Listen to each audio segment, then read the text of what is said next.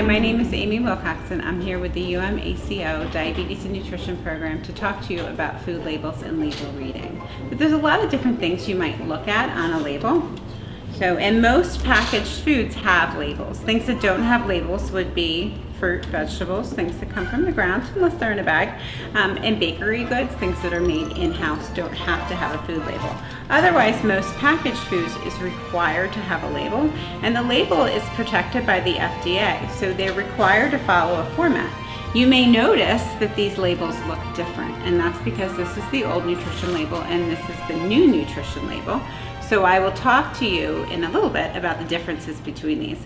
But let's just talk about the label in general to see what we want to look for. So we'll look at this milk label.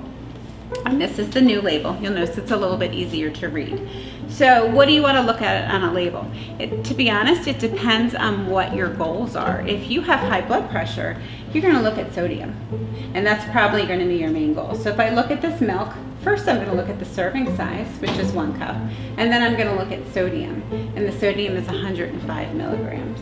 My doctor or dietitian may have given me a cutoff. They said have 2,000 milligrams a day. So I know I can count this in. If I drink 8 glasses of these, I may be close to where I want to be. But if I drink 1, I'm good. For carbohydrate counting, which we're going to talk about in a separate quick tip video, I would look at carbs. And just in here, we'll look at this as 12 grams of carb. I might want to know fat. If I have heart disease, I might want to know the types of fat. I also want to look at calories. So I want to see, is this a good use of my calories? So this would be the new label on this oatmeal. And notice this is an identical product, Quaker Oats Old Fashioned. So we have the new label and we have the old label. So the new label, the calories are bolded. They're not bolded. They've taken off some unnecessary information that was on the old label. The old label talked about percentages of nutrients in 2,000 calorie diets. Not everybody's on a 2,000 calorie diet. What's very helpful for diabetics is that the new label talks about the added sugar. So if we look at oatmeal, we can see the total carbohydrates is 27 grams. And then we can see that there is 1 gram of sugar in this oatmeal.